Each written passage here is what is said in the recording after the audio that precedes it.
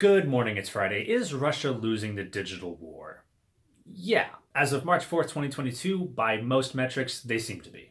Thank you for watching, and I'll see you on Friday. Okay, not really. Let's give the longer and more accurate answer here. So while researching for this video, I couldn't get this particular Lord of the Rings quote out of my mind, which is, "War must be, while we defend our lives against a destroyer who would devour all. But I do not love the bright sword for its sharpness, nor the arrow for its swiftness, nor the warrior for his glory.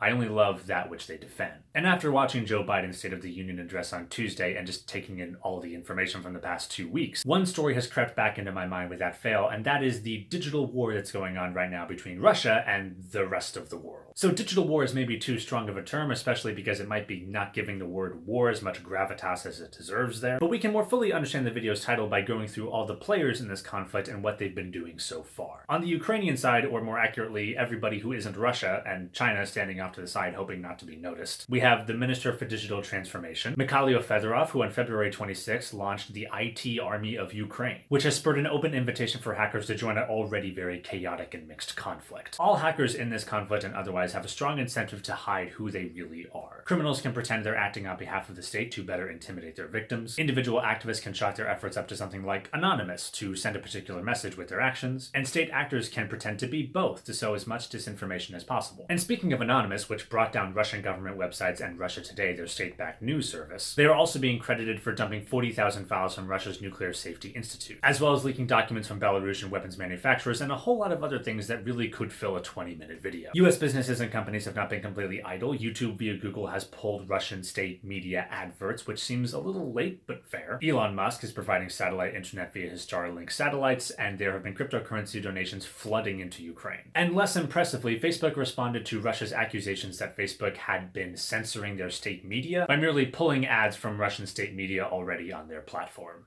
Such bravery. And maybe more interestingly, Microsoft, who just hours before Russian tanks started rolling into Ukraine, received an alarm from Microsoft's Threat Intelligence Center. The alarm had detected an entirely new piece of wiper malware, which was meant to be able to destroy large amounts of information from the Ukraine's ministry government websites as well as their financial institutions. Within 3 hours, Microsoft was sharing counter-code programming with the Ukrainian government and is now working in close conjunction with the Ukrainian government, US federal officials, the EU, and NATO. And then we have the Russian side of this digital conflict so far. There have been multiple DDoS attacks by Russia on Ukraine before the conflict, especially around mid-February. There haven't been much since. Ukraine was hit by that attempted wiper attack, but only a few hundred computers were compromised, and the overall effects of that particular wiper malware attack were pretty much made null and void within half a day. On the Russian digital offensive side so far, these attacks are nowhere near what we saw in 2014 when Russia attacked Ukraine's power grid, or the 2017 NotPetya attacks that harmed both Ukraine and businesses abroad. Russia might not be doing more right now for the same reasons there's plenty of tanks left without fuel in the middle of Ukrainian lands, which is they didn't expect this war to go this long or to damage Ukrainian systems that they thought they would have controlled by now. Or maybe Russia's digital prowess has been overhyped and underfunded for a long time. Maybe they just didn't get the technical talent they needed to pull off an attack of this scale, but the results is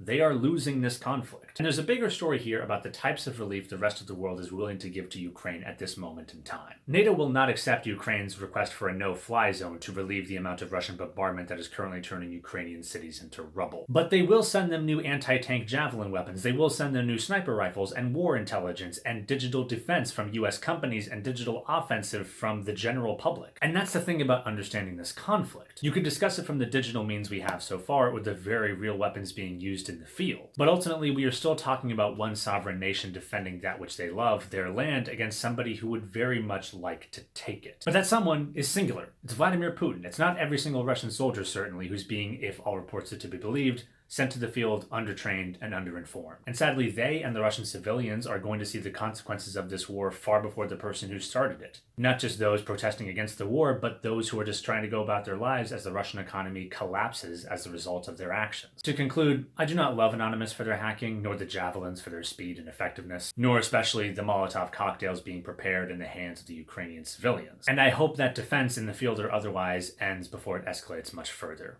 And I hope it ends in victory for the Ukrainian people. Thanks for watching. I'll see you on Friday. A brief tonal shift addendum. In the spring of 2020, I tried to stop saying the phrases like I will or for sure because, life. But next week, for sure, barring unforeseen catastrophe, I will not be talking about the Ukrainian conflict. I will instead be talking about my favorite video games of the year, because YouTube is a place for many moods, and I hope to see you next Friday for that particular one. Okay, bye for real this time. If there's a 4-minute rule on this channel, I think I've broken it, so that's fun.